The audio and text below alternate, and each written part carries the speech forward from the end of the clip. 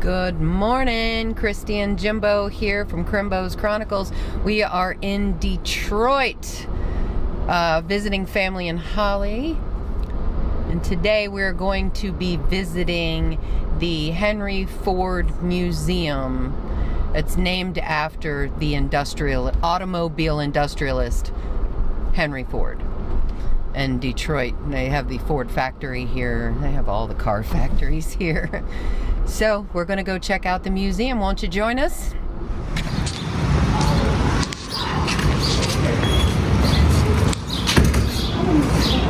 Thank you, sir. This place is huge. They have an app to download to help you navigate this place. Over 500,000 acres.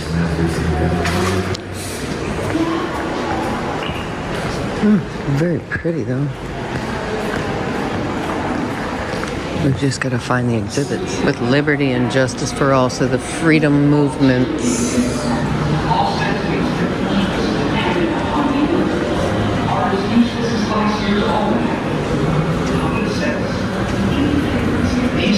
But a single idea in the minds of people, an idea which common sense. Do you not agree? Listen. The cause of America is in great measure the cause of all mankind. We have it in our power. Declaration of Independence.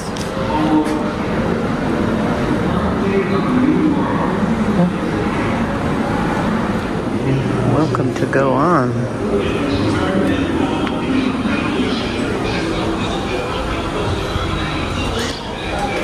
So this was the bus that she was arrested on. It's crazy that they let you on it. Did you want some information? Yes. This one? Yeah. By law, that was the first seat that she could sit in. And these 10 seats up here were just for white people. Oh, and then what? An 11th white person came on while she was sitting there. 3 men, yes. And so the bus driver said, you need to move. And that's when she said she needed to know what rights she had as a human being. And that day she just said she wasn't moving. Good for her. Yeah. Very brave. Yeah. Especially in that time. Took a big risk. Yeah. She knew that she could be arrested or beaten or even killed. Yeah. Was the bus full otherwise? No. So she... Just these seats. I was wondering if she was going to have to stand. No. She just wasn't giving up her... I wouldn't either. Her fine was paid within a few hours to get her out of jail. But the black community was so upset that she was arrested, and it was for disorderly conduct, that they said, we're not going to ride the bus and we're not giving him any money. So they thought maybe for a day, but it actually went on 381 days. Oh. Because that's how long it took for the process to go through the court system. And then they said, we need to have a spokesperson. And someone said, we have a young preacher. He's good with words. That was Dr. Martin Luther King Jr. He was like 24 years old at the time. Wow. And that brought him into that civil rights movement. Wow. Yeah. That's neat. So you had rows of this bus protest and Dr. Martin Luther King who all came together at that time. I did not know that. That is neat. Yeah, it's very cool. That's awesome. Very cool. So it was that whole movement. Right. Yeah, Montgomery was quite the happening place. Huh. Civil rights protesters knew the risks. They could be beaten, hit by high-pressure fire hoses, bitten by police dogs, thrown in jail, or even killed. Local police forces often were the offenders and seldom did anything to help. Martin Luther King Jr.'s life was constantly threatened. He was assassinated in 1968. This museum is huge. I can't show you everything, but there's a assembly line. I think we're on the wrong side of it, but look at all these phones. Holy cannoli. Mr. Watson, come here. I want to see you, Alexander Graham Bell's first words transmitted by telephone in 1876. Anticipated by the way telephones would become viral to social and business life in America. The technology for transmitting and receiving voices has totally improved since then. But the debate continues. Do telephones hurt or enrich the quality of our lives? My shoes are making a fun noise on the ground. Do you believe this is JFK's presidential limousine that he got shot in? Oh no, I was wrong. This is Reagan's car. 1972 Lincoln from 72 to 92. Used from 72 to 92. And this is the JFK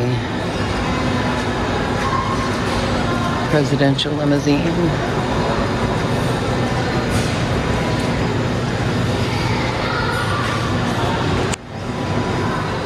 It says some key things to look for. Rear hand holds for Secret Service agents.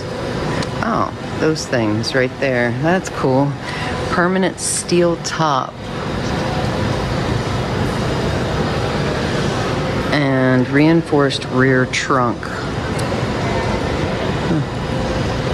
This was used from 61 to 77. And this is the limo he was shot in.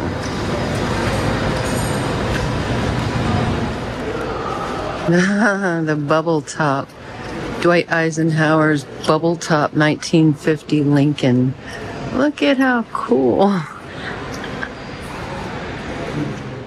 Drive in America. This diner's actually working. Oh, is it really? It's a working diner inside a museum? No way. How did we not sign up for that? Hey, that's like what we were in on Mackinac Island.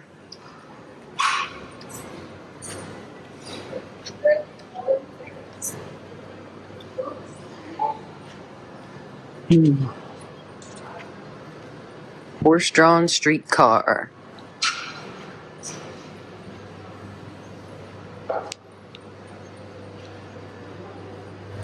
This is a McDonald's sign from 1960s. Oh, and the A&W sign from the 60s. We don't have an A&W at home. Oh. That's what they used to look like? There is so much to this museum. There is no way I'm going to be able to tell you about it all. Look at the cool diner inside a museum. They're actually serving breakfast in there. So look at all these cool cars. You're going to get a condensed version of this humongous museum. So this is 2010 Edison 2. Design as engineering. Prize-winning concept car was created to accomplish an engineering goal to deliver more than 100 miles per gallon while accommodating 4 passengers. Its designers reduced the amount of energy required to move the car by focusing on 2 key objectives: reducing the weight and reducing the wind resistance. Lightweight materials, clever engineering, and a sleek body did the trick. Another concept car, 1962 Mustang I Roadster. Was developed to accomplish a marketing goal to make people think of Ford as an exciting, forward-looking company. Designers created a sleek two-seater body with engine behind the driver, like the latest European sports racing cars. They also made sure the car was fast as it looked. It was a huge hit with the public. Mission accomplished. We got to the camper section of the museum. Look at how cute this little thing is. So it is a 1959 Volkswagen Westfalia camper. It started in 1947 when Dutch salesman Ben Pon visited the WV Beetle factory in Germany. There he sketched a box on wheels, although Pon's concept of using Beetle running gear was scrapped. VW unveiled the Transporter in 1949. Many revised models followed. By 1956, this odd but oddly endearing vehicle was available in the U.S. with ingeniously compact camping box options designed by Westphalia. An unlikely icon was born. Look at this old train, the wagon, and then this big thing.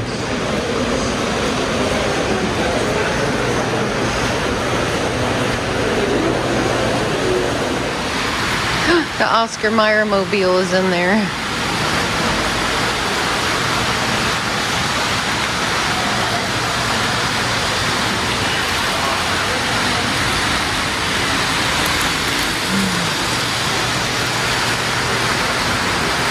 Oh, well, one of them has a camera on him. It's so cool. Hey, Thomas the Tank Engine. A snowplow train, Canadian Pacific Service. That thing's crazy looking. Oh my goodness. For the Salt Flats racing car. I just want to go faster. The Wright brothers, Wright Flyer. The longest flight was 852 feet at an average speed of 9.9 miles per hour. Timbo just pointed out it's a helicopter plane.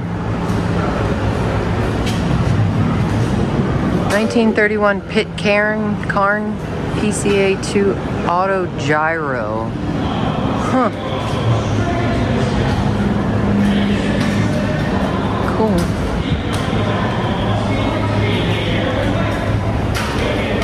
Oh, look at that one upside down.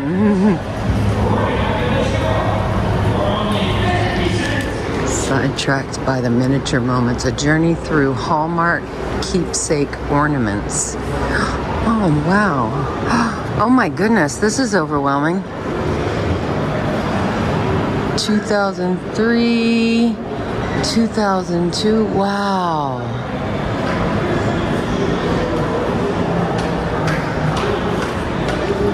And the Star Trek. Golly. Oh my goodness, it keeps going. Wow, but even miniatures. Smaller miniatures.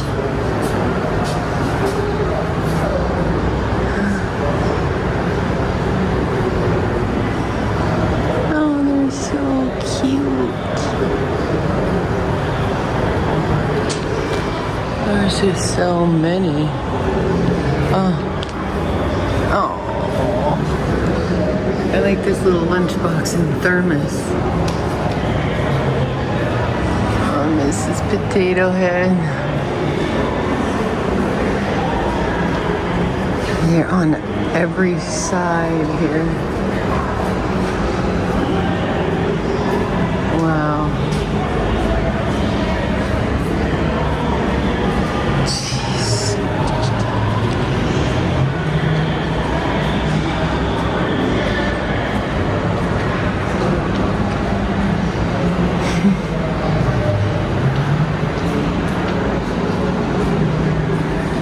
Okay, the Fokker, instead of tires, it had to land on snow, so it had these sleds, skis. But we don't have any extra lumber, and there aren't many trees around here.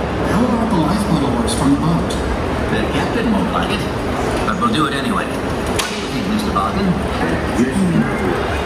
Josephine Ford Bird Arctic Expedition. Amelia Earhart's luggage overnight case, 1943 to 1950, and her blouse from 1934 from New York, New York. There she is. Henry Ford's airplane. Better than any other plane of its time, the Ford Trimeter is a testament to Henry's willingness to take risks. He said, "I would rather build a big plane and learn something, even if it didn't fly, than to build a smaller one that worked perfectly and not learn anything." Push down on the 2 aluminum samples. Which one seems stiffer? This one does. The corrugated aluminum adds strength and rigidity to an otherwise flexible material.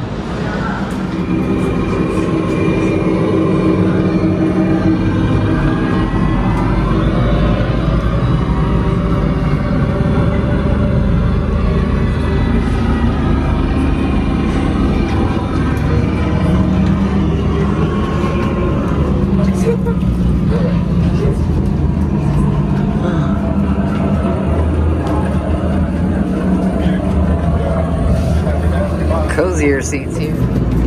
Oh, that's a big plane. I've been on one of these. Hey, you can put the things up. You could sit all the way across. Look at that. That was a Boeing 737. I just realized there were Douglas DC was this one, and the Ford Trimeter was the basket seats. Made in America. Okay. Oh, it got warm. Stationary steam engine.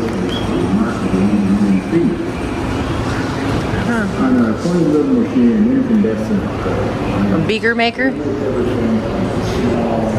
Corning glass ribbon machine. Oh, with insulators.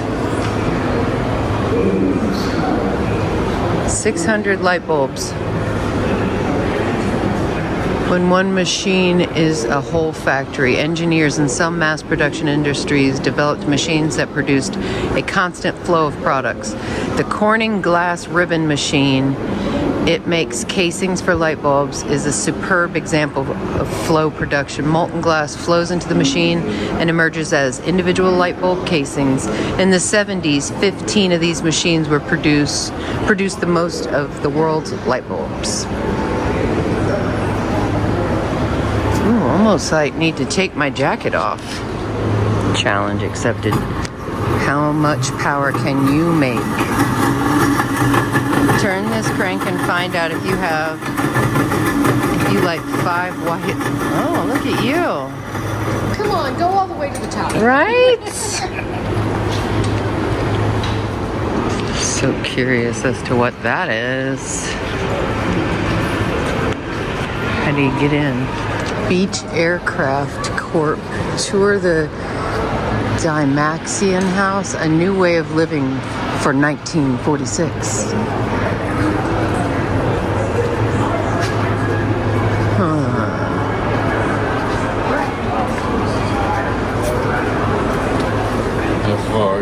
Uncle Philip would have made it. Oh my gosh, we would have been reading signs in the front of the building. Aluminum and other strong alloys. Yeah, him and Chris Diaby would get along with all the sign reading. Metal bathrooms. Air ventilation system, modern kitchen. Built-in revolving closet. What? Oh, we can't go in? Oh, there's a tour. First thing you'll see when you come inside is this rotating closet inside the wall. I need that.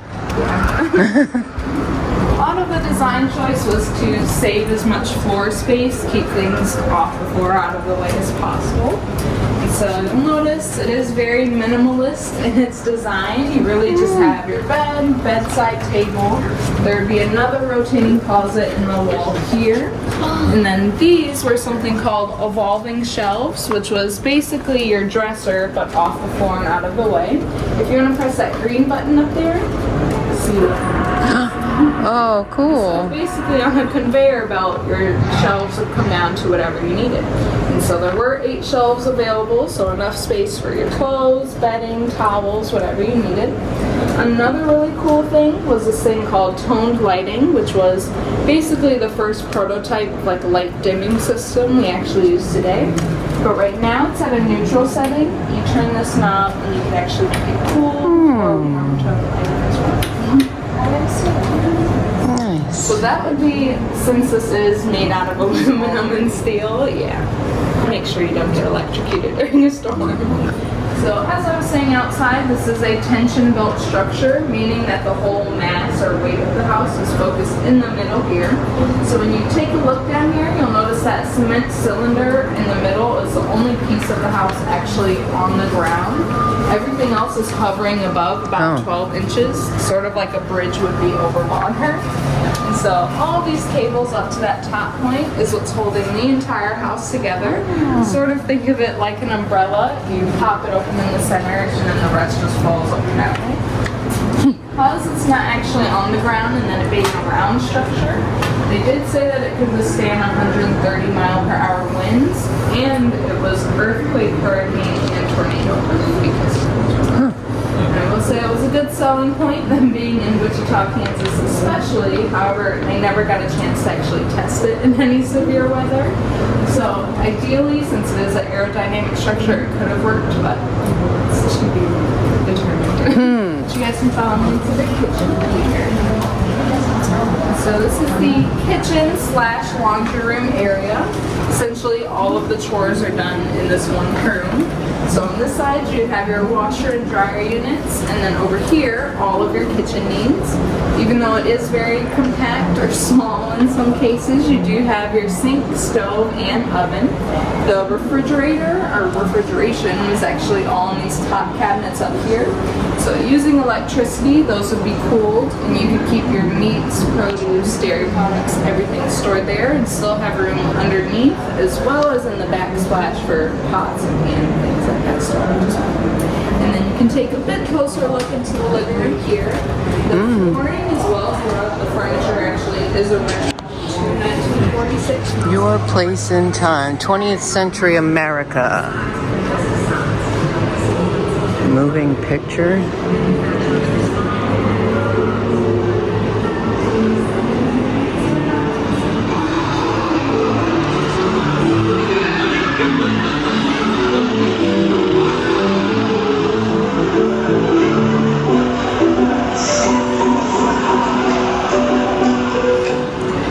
The road to happiness.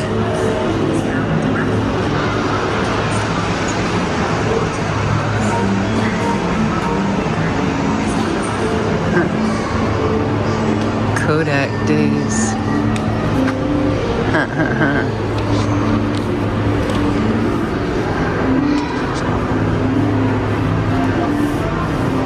Hey, Tinker Toys.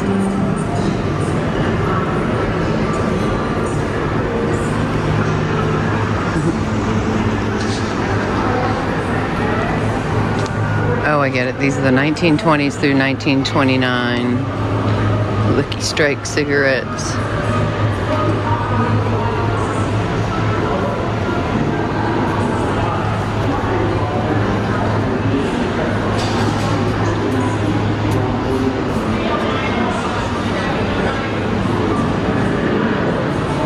Uncle Sam needs your discarded silk nylon stockings for gunpowder bags. Please launder and leave here. The different ways to listen to music. 8-track. The record player. And the AM radio. Communal living in a geodesic dome in 1973.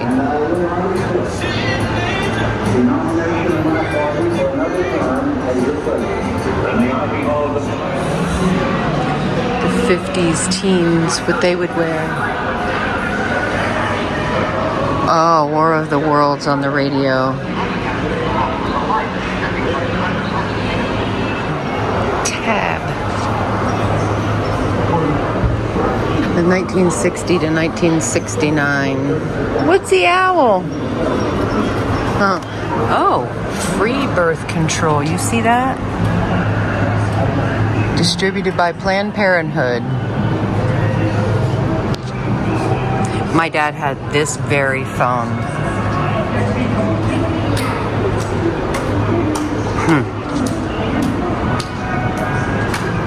think my mom had this. You think your mom had that cookbook? That's funny. In 1980 to 89. Oh, the Swatch watch. Game Boy, Atari. Oh, the Macintosh.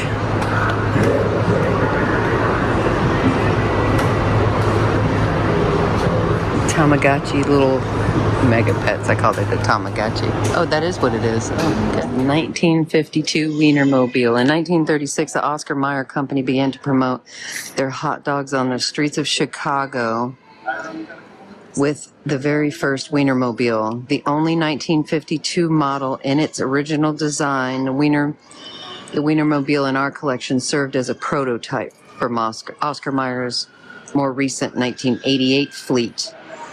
The Wienermobile reflects an innovative combination, transportation and product promotion that brings together two of America's greatest loves, cars and hot dogs.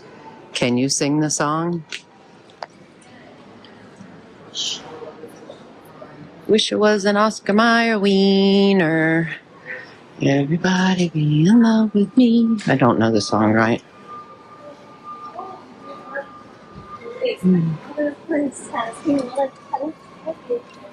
So cute. And we thought we were done. The Modern Glass Gallery. Oh, goodness. Oh, we did walk past the other end of this. Hey, paperweights.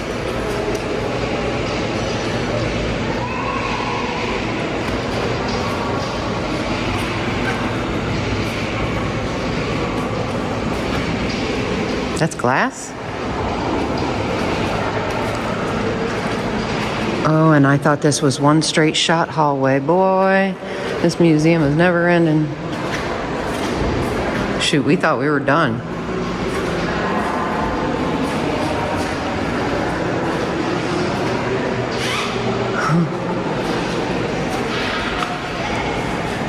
Oh, I like that with the metal. Oh, a little tiny little bakery. Cute.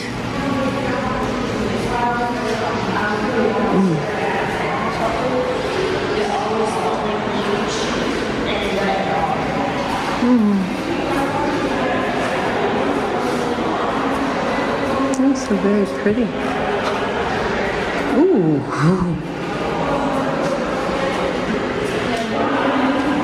A man with puppies clinging to him. Oh wow, the flowers are beautiful.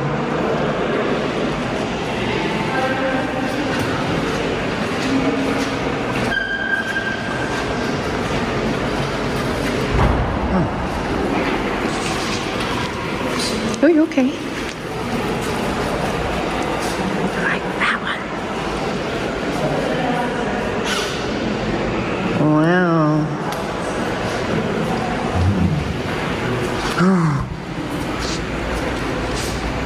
Oh, that's cool. Oh. Jellyfish.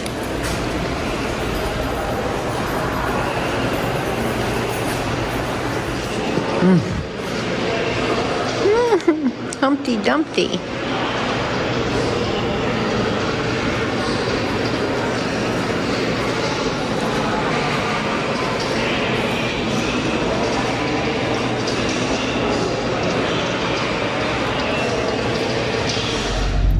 Well, that was a cool museum. Very big and lots of stuff. I think that the historic museum was probably had a lot more things. I think I'm gonna close out this video now. Tell them bye, babe. Bye, babe.